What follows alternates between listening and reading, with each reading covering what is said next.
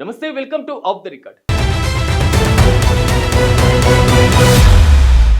దశాబ్దాలుగా వైఎస్ కుటుంబానికి కంచుకోటగా ఉన్న పులివెందుల నియోజకవర్గంలో ఇప్పుడు మళ్ళీ రాజకీయ సమీకరణాలు వేగంగా మారుతున్నాయి. గతంలో ఇక్కడ పసుపు జెండా ఊపడమే గగనం అనుకున్నటువంటి పరిస్థితుల నుంచి నేడు వైసీపీకి గట్టి సవాల్ విసిరే స్థాయికి తెలుగుదేశం పార్టీ ఎదిగింది. దీని వెనుక తెలుగుదేశం పార్టీ నియోజకవర్గ ఇన్ఛార్జ్ బీటెక్ రవి చేస్తున్న సైలెంట్ ఆపరేషన్ ప్రధాన కారణమని చెప్పుకోవాలి.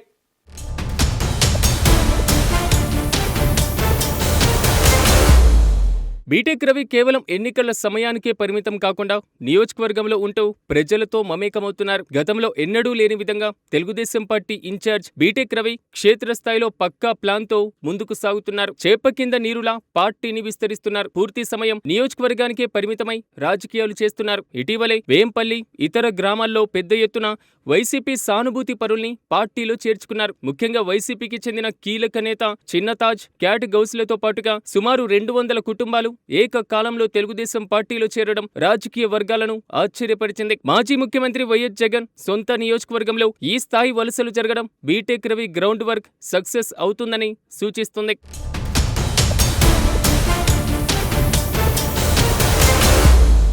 బీటెక్ రవి కేవలం మాటలకే పరిమితం కాకుండా ఎన్నికల బరిలోనూ తన సత్తాను చాటారు. పులివెందుల జెడ్పీటీసీ ఉప ఎన్నికను అత్యంత ప్రతిష్టాత్మకంగా తీసుకున్న ఆయన సతీమణి మారెడ్డి లతారెడ్డిని అభ్యర్థిగా బరిలో దింపి భారీ విజయం సాధించారు. వైసీపీ సానుభూతి పవనాలు ఉంటాయని భావించిన తెలుగుదేశం పార్టీ అభ్యర్థి గెలవడం ద్వారా పులివెందుల ప్రజల ఆలోచన ధోరణిలో మార్పు వస్తుందని ఆయన నిరూపించారు. ఈ విజయం తర్వాత నియోజకవర్గంలోని ద్వితీయ శ్రేణి నాయకుల్లో భయం పోయి ధైర్యంగా తెలుగుదేశం పార్టీ వైపు వస్తున్నారు.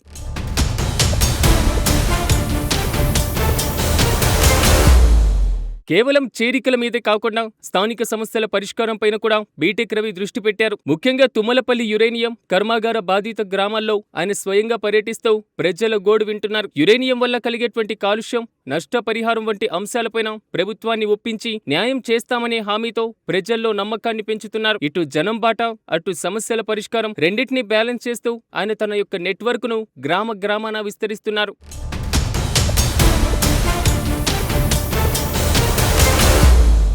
పులివెందుల జెడ్పీటీసీ ఉప ఎన్నికల ఫలితం ఈ ప్రాంత రాజకీయాల్లో ఒక మైలురాయిగా నిలిచింది. బీటెక్ రవి సతీమణి మారెడ్డి లతారెడ్డిని బరిలోకి దింపి వైసీపీ కంచుకోటలోనే విజయం సాధించి అందరినీ ఆశ్చర్యపరిచారు. ఈ గెలుపు కేవలం ఒక సీటుకే పరిమితం కాలేదు. నియోజకవర్గ వ్యాప్తంగా తెలుగుదేశం పార్టీ శ్రేణుల్లో నూతన ఉత్సాహాన్ని నింపింది. వైసీపీ ఏక ఛత్రాధిపత్యానికి అంతం పలకవచ్చనే నమ్మకాన్ని ప్రజల్లో కలిగించింది. కేవలం రాజకీయ ఎత్తుగడలే కాకుండా స్థానిక సమస్యల పరిష్కారం పైన కూడా బీటెక్ రవి దృష్టి పెట్టారు. తుమ్మలపల్లి యురేనియం కర్మాగారం వల్ల నష్టపోయినటువంటి రైతులు, కాలుష్య బాధితుల తరపున ఆయన గొంతు వినిపిస్తున్నారు.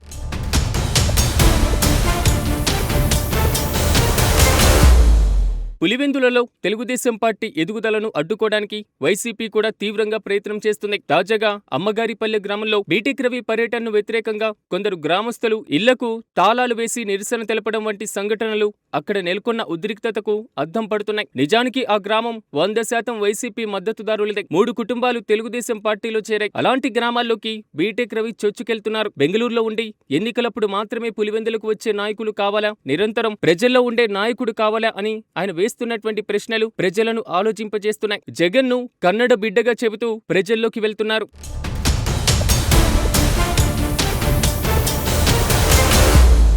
తెలుగుదేశం పార్టీ ఎదుగుదలను అడ్డుకోవడానికి వైసీపీ శతవిధాలా ప్రయత్నం చేస్తూనే ఉంది. అమ్మగారిపల్లె వంటి గ్రామాల్లో బీటెక్ రవి పర్యటనను అడ్డుకోవడం, ఇళ్లకు తాళాలు వేయడం వంటి సంఘటనలు అక్కడ నెలకొన్న ఉద్రిక్తతలకు నిదర్శనంగా మారుతున్నాయి. అయితే ఇవన్నీ కూడా తనను మరింత బలోపేతం చేస్తాయని రవి భావిస్తున్నారు.